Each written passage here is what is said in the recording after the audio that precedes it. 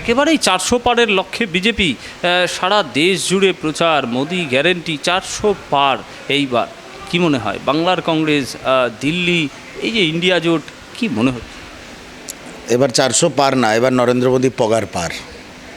নরেন্দ্র মোদীর 400 পার হওয়ার কোনো সম্ভাবনাই নেই।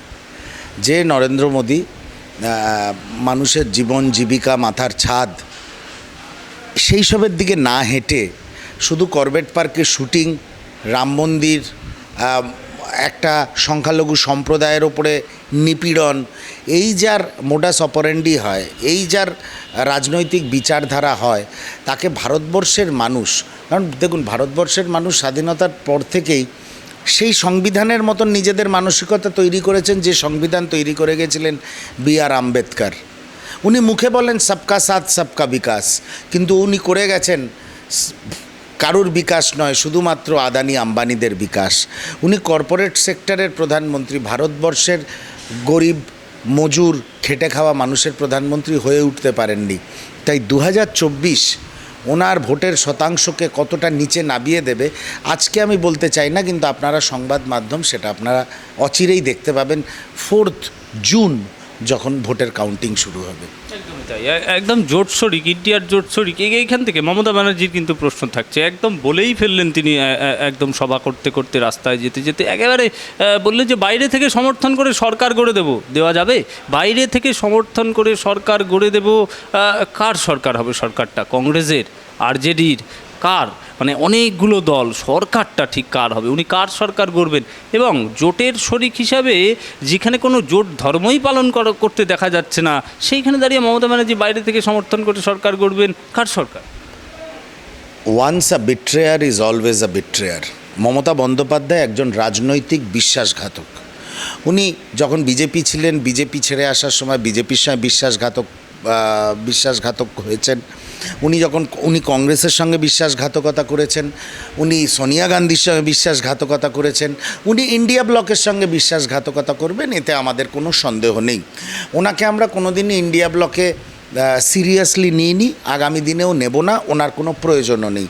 কারণ আমরা জানি উনি নরেন্দ্র মোদী তথা ভারতীয় জনতা পার্টির একজন এজেন্ট হিসাবে কাজ করেন। 1, 2 নম্বর হচ্ছে, আপনি যে বললেন যে উনি বলেছেন বাইরের থেকে সমর্থন দেবেন, হ্যাঁ ঠিক কথা, উনি পাবলিক মঞ্চে বলেছেন বাইরের থেকে সমর্থন দেবেন।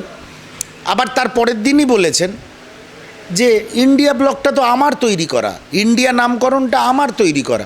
আরে ভাই, মুখে ভাতের দিন বাচ্চার মুখে ভাত দেয় বা নামকরণ করে তার মামা, কিন্তু মামা তো নামকরণ করার পর তার বাড়ি চলে যায়, ভাত খাওয়ানোর পর মামার বাড়ি ফিরে যায়। বাচ্চাটাকে মানুষ কারা করে? বাচ্চাটার জন্মদাতা এবং জন্মদাত্রী বাবা এবং মা। তা ইন্ডিয়া ব্লকের মা বাবা কারা? রাহুল গান্ধী, সোনিয়া গান্ধী, মল্লিকার্জুন খার্গে, সীতারাম ইয়েচুরি, এরা লালন পারেন। নামকরণ করলে কি আছে? উনি প্রথম থেকেই যাতে মোদি বিরোধী কোনো শক্তি দানা বাঁধতে না পারেন সেই প্রচেষ্টা উনি করে গেছেন।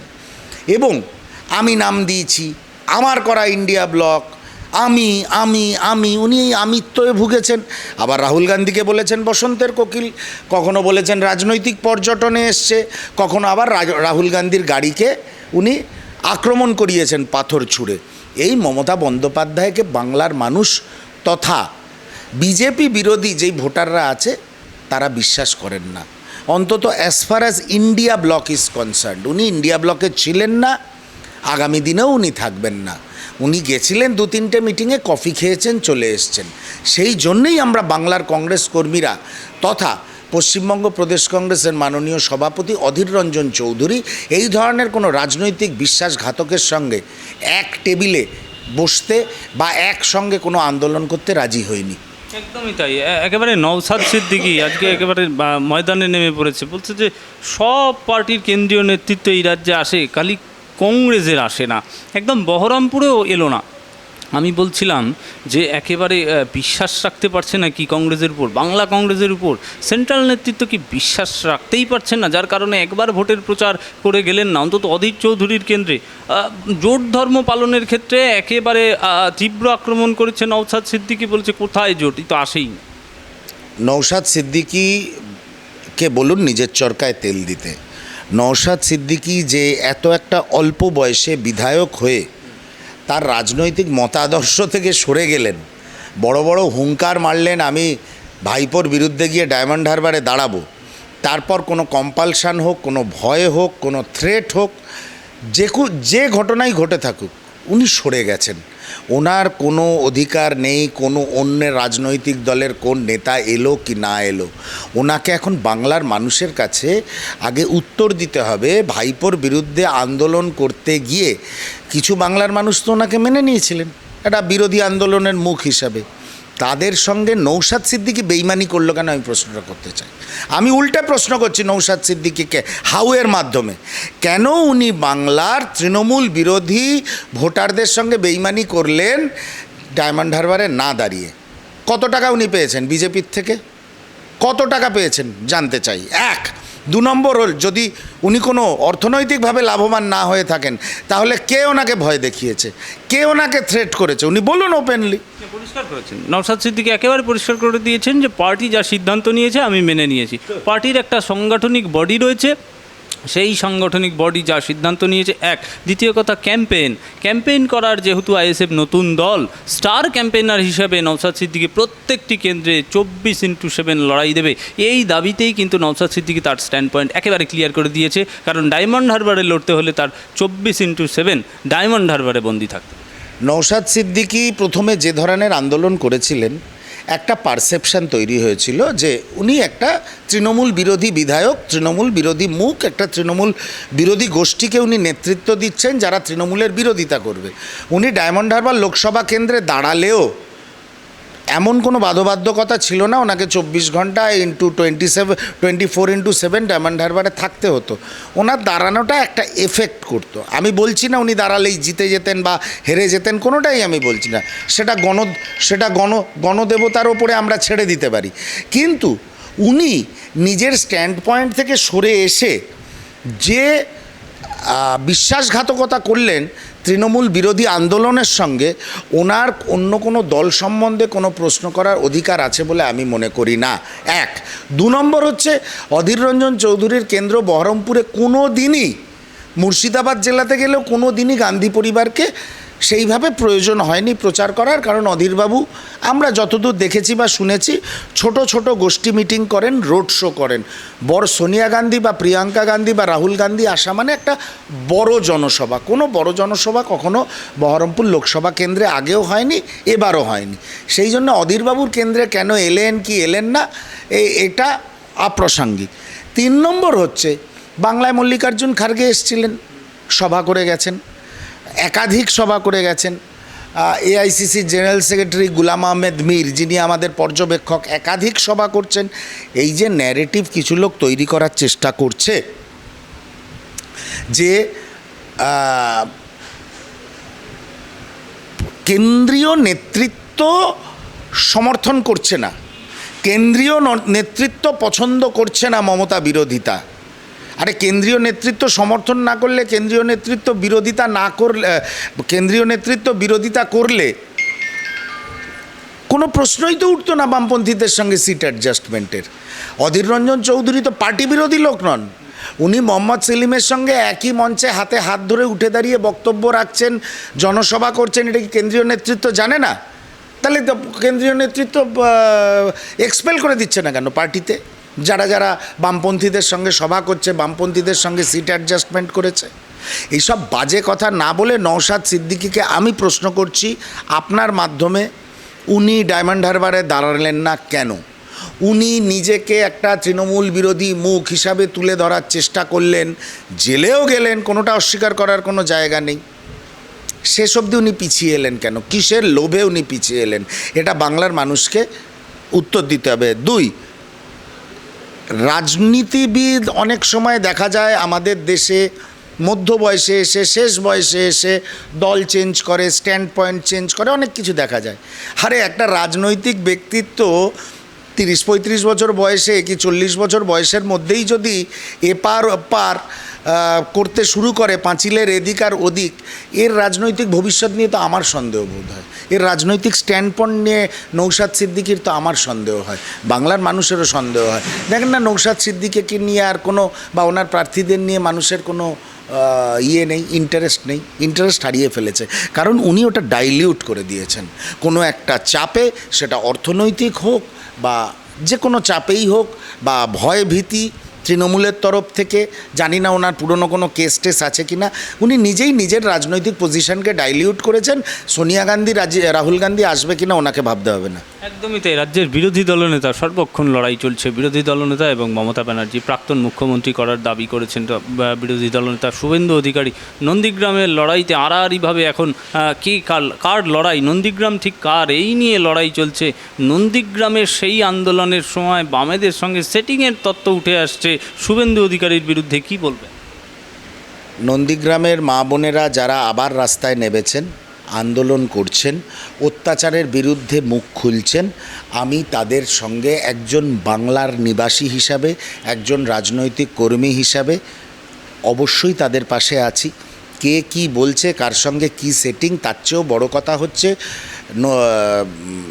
আপনি নন্দীগ্রামের কথা বলছিলেন, তো বাংলার যেখানে যেসব মা বোনেরা ধর্ষিতা হবেন, অত্যাচারিত হবেন, আমরা এবং আমাদের দল জাতীয় কংগ্রেস তাদের পাশে থাকবে। একদম সন্দেশখালী ইস্যু থেকে আমরা সরে আসছি, আমরা একটু নন্দীগ্রামে চলে যাচ্ছি। সেই পুরনো আন্দোলন নন্দীগ্রাম কার, এই যে লড়াইটা হয়েছিল তখন মমতা ব্যানার্জি কিন্তু এখন বলা শুরু করছে যে সিপিএমের সঙ্গে একটা সেটিং করে তত্ত্ব। নন্দীগ্রামের আন্দোলন ঠিক কার? অ্যাকচুয়ালি জমি পেল না মানুষ, জমি হারালো, টাটাও জমি পেল না। আমি বলছি কয়েক বছর নষ্ট হয়ে গেল, কতগুলি বছর জমি পড়ে রইল, চাষের জমিতে চাষও হলো না, শিল্পও হলো না। এই জায়গায় দাঁড়িয়ে মানুষের অবস্থাটা, আর নন্দীগ্রামের মানুষ কি পেল? লড়াই হলো, শুভেন্দু অধিকারী, সিপিএম, মমতা ব্যানার্জি সব রইল, কিন্তু নন্দীগ্রাম কি পেল? মমতা বন্দ্যোপাধ্যায়ের যে এই কথাগুলো, এগুলো খুব একে ওনার মতন একজন রাজনৈতিক নেত্রীর, অ্যাকচুয়ালি উনি তো এখন গ্যাং লিডার, উনি আর নেত্রী নন। তা যাই হোক, বাংলার মাননীয় এখন একজন গ্যাং লিডার। কে সিপিএমের সঙ্গে বিজেপির অ্যাডজাস্টমেন্ট, বিজেপির সঙ্গে অমুকের অ্যাডজাস্টমেন্ট, এই কথাগুলো হচ্ছে ভোট কেন্দ্রিক ছেঁদো কথা। আমি মমতা বন্দ্যোপাধ্যায়ের এই কথাগুলোকে সমর্থন করি না। নন্দীগ্রাম আন্দোলন হয়েছিল, খুব তীব্র আন্দোলন হয়েছিল। সেই আন্দোলনের পুরোভাগে একটা সময় কংগ্রেসও ছিল, তারপরে তৃণমূল সেই আন্দোলনের শরিক হয়েছিল। কিন্তু আমার একটাই প্রশ্ন মমতা বন্দ্যোপাধ্যায়ের কাছে বা বাংলার শাসক দলের কাছে, আপনি যে প্রশ্নটা করলেন আমিও সেই প্রশ্নটাই তাদের করছি, শেষ অবধি মানুষ কী পেল? মানুষ কিছু পায়নি। আজকে সিঙ্গুর দেখুন কি অবস্থায় পড়ে আছে। 2 ফসলি 3 ফসলি 4 ফসলি জমির মালিকরা কি কখনো কখনো শুনি কেউ 400 একর ফেরত পেয়েছে, কেউ 4 একর ফেরত পেয়েছে, কেউ 5 একর ফেরত পেয়েছে। কিন্তু আজকে যদি আমি মনে করি যদি শিল্প হতো সিঙ্গুরে, তাহলে আজকে সিঙ্গুর এবং সিঙ্গুরকে ঘিরে যেই অঞ্চলটা রয়েছে এবং সেই শিল্পকে ঘিরে যে অ্যান্সিলারি ইন্ডাস্ট্রি তৈরি হতো, তাতে কার লাভ হতো? বাংলার মানুষের লাভ হতো, সিঙ্গুরের মানুষের লাভ হতো, হুগলির মানুষের লাভ হতো, বাংলার মানুষের লাভ হতো, বাংলার মুখ উজ্জ্বল হতো। বিষয়টা হচ্ছে কি জানেন তো, আমরা সব জিনিস নিয়ে রাজনীতি করে ফেলি। এটা আমি একজন রাজনৈতিক কর্মী হয়েও বলছি, সব কিছু অনেক সময় এত রাজনীতির আবর্তে চলে যায় যে রাজনীতি মানে কি? যে নীতিটা হচ্ছে সব নীতির মধ্যে একদম রাজা মানুষের জন্যে, সেই মানুষের জন্য অনেক সময় আমরা ভাবতে গিয়ে রাজনৈতিক দলের আমরা কর্মীরা অনেক সময় স্বার্থপর রাজনীতি করে ফেলি। ভোগে কারা? সাধারণ মানুষ ভোগে।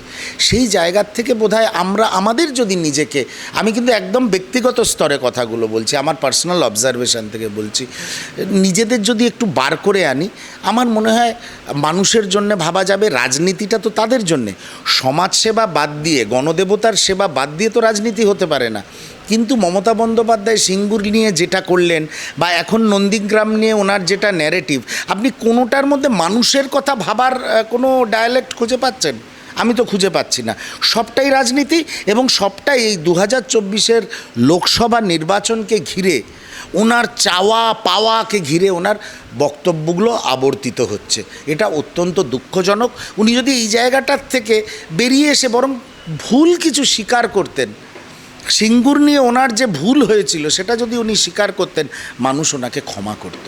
কিন্তু উনি আর সেই জায়গায় নেই, উনি পয়েন্ট অফ নো রিটার্নে চলে গেছেন, কারণ দলটাকে উনি অনুব্রত শাহজাহানদের হাতে তুলে দিয়েছেন। ওনার এখন এইসব কথা বলা ছাড়া আর কোনো রাস্তা নেই। একদম শেষ দুটো প্রাসঙ্গিক প্রশ্ন আলোচনা করেই আমি আলোচনাটা শেষ করবো। একেবারে আমি যদি জানতে চাই যে উত্তর কলকাতায় একেবারে পথে কিলোমিটারের পর কিলোমিটার হাঁটছেন, কি বুঝছেন উত্তর কলকাতার হাওয়া? উত্তর কলকাতায় এই অনেক দিন পরে এমন একজন প্রার্থী পেয়েছে যার গায়ে দলবদলের ছিটে নেই, যার গায়ে দুর্নীতির ছিটে নেই। মাস্টারি করেছেন 40 বছরের ওপরে কলকাতা শহরে, এখনও গভর্নমেন্ট কোয়ার্টারে থাকেন, এবং যে কোয়ার্টারে থাকেন সেই কোয়ার্টারের গ্রাউন্ড ফ্লোরে বুদ্ধবাবু থাকেন, উনি ফার্স্ট ফ্লোরে থাকেন। এখনও কলকাতা শহরে ওনার বাড়ি নেই। একজন নিখাত ভদ্র সজ্জন মাস্টারমশাইকে আমরা পেয়েছি এবং মানুষের কাছে আমরা তাকে নিয়ে যাচ্ছি। গণদেবতা যদি চান দুর্নীতি মুক্ত, জেলখাটা মুক্ত, দুর্বৃত্তায়নের থেকে মুক্ত, দলবদলের ছিটে লাগেনি এইরকম লোককে তারা নির্বাচিত করবেন, তাহলে উত্তর কলকাতার মঙ্গল হবে। আমরা তো আবেদন করতে পারি, আমরা ভোট ভিক্ষা চাইতে পারি, আমরা আশীর্বাদ ভিক্ষা চাইতে পারি, আমরা তো বলতে পারি না ওই যে কারাগারে ছিল 3 বছর ভুবনেশ্বরে, উনি বলেছিলেন আমার সঙ্গে কার লড়াই, লড়াই তো হচ্ছে 2 নম্বর 3 নম্বর আর 4 নম্বরের মধ্যে। এই ভাষায় আমরা বলতে পারবো না। আমরা গণদেবতার কাছে যাচ্ছি একজন স্বচ্ছ প্রার্থীকে নিয়ে, একজন অধ্যাপককে নিয়ে, একজন মাস্টারমশাইকে নিয়ে।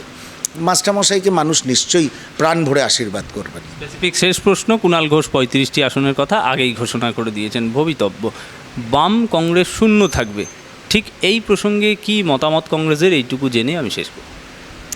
কুণালবাবু উনি কে?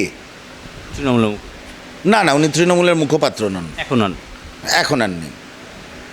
উনি তৃণমূলের কে আমি আপনার কাছে জানতে চাই যে আপনি হঠাৎ একটা কুণাল ঘোষ নাম বললেন, উনি কে? কুণাল ঘোষ নামে এক ভদ্রলোককে চিনতাম, উনি সাংবাদিকতা করতেন, পরে তৃণমূলের পদাধিকারী হয়েছিলেন, তারপর তৃণমূল সরকারই ওনাকে কারাগারে রেখেছিল। দেখেছিলাম 21শে জুলাইয়ের মঞ্চে সঞ্চালনা করছেন, পরে তৃণমূল সরকার ওনাকে জেলে ভরল, আবার উনি বেরিয়ে এলেন, শুনেছিলাম উনি মুখপাত্র হয়েছেন, প্রতিদিন সান্ধ্যকালীন আড্ডা দিত আপনাদের সঙ্গে। তারপরে শুনলাম উনি সাধারণ সম্পাদক হয়েছেন দলের। কিন্তু আমি যে ওনার কথা রিয়াকশান দেবো, উনি কে? আমার কাছে উনি কেউ নন। আপনি ডেরেক ওব্রায়েন, অভিষেক বন্দ্যোপাধ্যায়, মমতা বন্দ্যোপাধ্যায় এদের সম্বন্ধে প্রশ্ন করুন, আমি উত্তর। উনি তো তৃণমূলের জনপ্রতিনিধিও নন, ওনাকে এত গুরুত্ব দেওয়ার কী আছে? উনি সারাদিন সকালে একবার বিকেলে একবার আল ফাল বকতে থাকেন, আর আমাদের সেই নিয়ে মাথা খারাপ করতে হবে, এটা তো খুব দুর্ভাগ্যজনক। তবে উনি 35টা আসন পাবেন কি পাবেন না আমি জানি না। উনি আগে নিজের স্ট্যান্ডটা ক্লিয়ার করুন যে উনি দলে আছেন না নেই, বা দলে থাকলে কার বিরুদ্ধে উনি। এই বক্তব্য যখন উনি রেখেছেন তখন কিন্তু উনি দলের সাধারণ সম্পাদক এবং মুখপাত্র, সে উনি রেখে থাকতে পারেন, মানে সেই সময় উনি পদে থাকতে পারেন, আমার জানা নেই। তবে উনি যদি বলে থাকেন এই ধরনের কথা, দেখুন সন্ধেবেলা আমি সাংবাদিক বন্ধুদের প্রতিদিন একটা ওই কমিক রিলিফ দেওয়ার জন্য ডাকবো সন্ধেবেলায় নিজের অফিসে। আমাকে তো চটকদারি কিছু বলতে, শুভেন্দু অধিকারী বলেছিল না কি ডিসেম্বর মাসের 20 তারিখ 22 তারিখ 24 তারিখ কী সব ডেট দিয়েছিল। অ্যাট্রাকটিভ করতে হয় সংবাদ মাধ্যমকে, এমন জিনিস পরিবেশন করতে হয় যে সংবাদ মাধ্যম ছুটে ছুটে আমার কাছে আসবে, ডেটগুলো চলে গেলেই বলবে না এখনও স্টোরির টুইস্ট আরও বাকি, আবার পরে তোমাদের আবার বলছি। এটাই কুণাল ঘোষ করেন। দেখুন উনি এখন আর শুনেছি কোনো পদে নেই, দল ওনাকে সরিয়ে দিয়েছে। উনি সুস্থ থাকুন, ভালো থাকুন। দল ওনাকে জেলেও ভরেছিল, সেটাও ওনার ব্যক্তিগত ব্যাপার, আমি কোনো মন্তব্য করব না। কিন্তু উনি ঠিক ভবিষ্যৎ দ্রষ্টা নন, উনি কোনো শ্রী ভৃগু নন তৃণমূল কংগ্রেসের, বা বাংলার কোনো বড় অ্যাস্ট্রোলজার নন যে উনি বলবেন মেনে নিতে হবে। এটুকু আমি দায়িত্ব নিয়ে বললাম। তৃণমূল এবার 35 কেন 25 অবধি পৌঁছানো, কি 15 থেকে 20 অবধি পৌঁছানো খুব মুশকিল হবে তৃণমূল কংগ্রেসের জন্য।